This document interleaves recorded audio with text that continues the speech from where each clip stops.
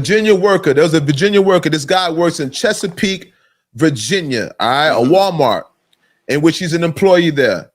So the man walked inside of the break room and proceeded to murder people. All right, he killed approximately 6 people were murdered in that process, and other people were wounded. They saying up to 5 people were wounded, right?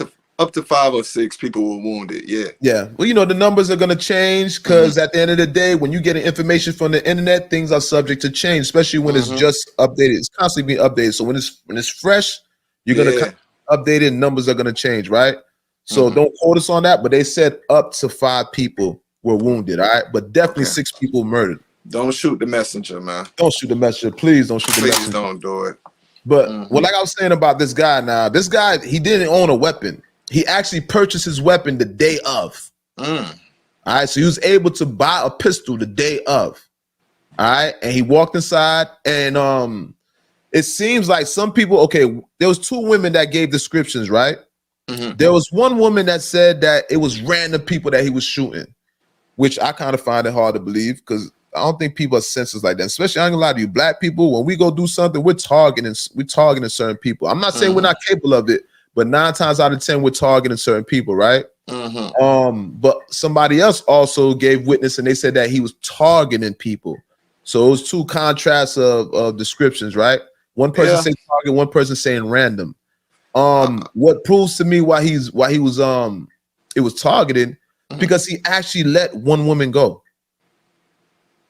That's from the woman's mouth. Yeah, that's a great line of defense. That would what we say substantiate the it wasn't so much random. That would substantiate that part. But just like you say, if that woman wasn't there, of course, man, that would have been just some random. He felt bad that he just didn't want to be messed with that day, or somebody just made him snap that day and just got him into his killing aura. You know, we never know what happened with these mass murderers. Some of them be raised like that, and they have their situation building up in their body for years, sometimes weeks. Sometimes they've been being picked on. Sometimes they're just allegedly just like have fetishes with just seeing bloodshed. We never know until it actually happens. And he died from a self-inflicted wound. Yeah. He definitely died from a self-inflicted wound. He definitely looks like he killed himself. Yeah, man. So he committed suicide after the fact. But yeah, it wasn't random.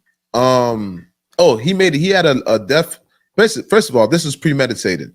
Oh, none of this was random in actuality. Initially, he had they did a forensics check. They looked on his phone in which he had a death message on his phone. Wow, I didn't even get that far. That's what I'm saying. I didn't even see that. Yeah.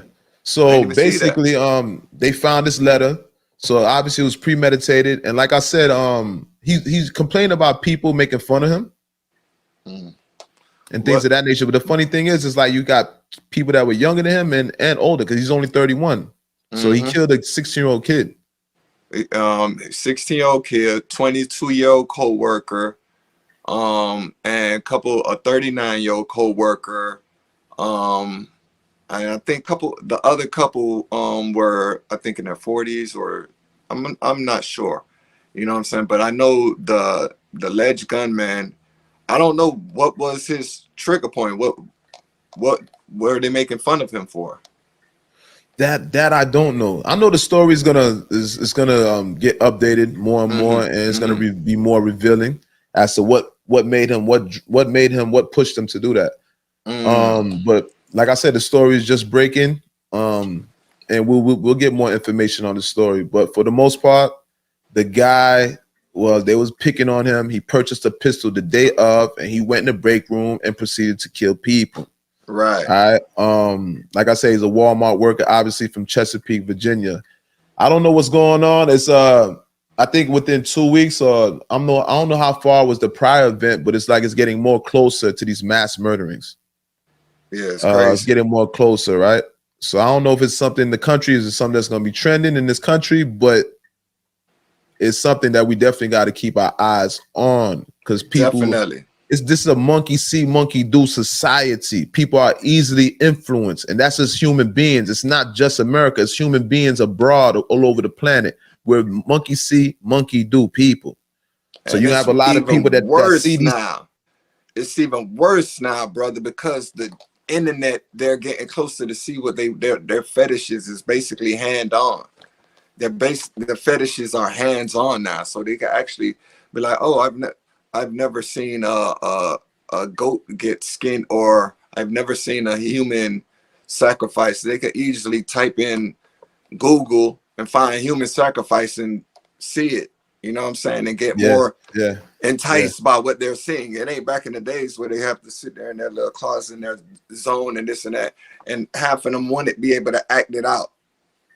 You know what I'm saying? So, but yeah, man. Facts. Well, I just want to say rest in peace, rest in peace to everybody, all the victims in that event. First of all, rest in peace. And on behalf condolences to the whole families that lost the loved one in that situation, and quick recovery to everybody that was wounded in that situation in Virginia. Facts, though, that part. Condolences to all the family members that are involved, that had people that were victims in that situations, on behalf of LOTS Approved Media Mafia, all right? Tragic event. Even I pray for the guy that actually shot the people, because you don't know what type of pressure he was under. Not to say that I'm forgiving him, but you got to be understanding, right? Because I'm curious to know what prompted him to do that. Obviously, well, we know that he was being picked on, but what made him so what made it so his skin wasn't that thick? That's what I'm concerned about. That's what I'm most concerned about, because it's like they say, to every negative, there's a positive. So we don't know what triggered his situation. You know what I'm saying? Like we already know what they're gonna say. He was a regular kid growing up. We never expect that. You know, that's everybody's story until something tragic happens. You know what I mean? So yeah, I'm with you. Literally, I'm with you on this one. But like we said, until we find the trigger points on what actually happened to trigger this moment, it's crazy. Mass shootings are happening more and more. They're becoming reoccurring. Yeah, more recurring it's like every month, or between every 3 weeks, every month we get a new mass shooting, whether it's a school shooting or a gay bar shooting, or it's something that's just happening. You know what I'm saying? It's getting scary. You know what I'm saying? Most definitely. Also, let's go into on a little lighter note. Let's go right into this this Quavo and Sweetie thing. Right. All right.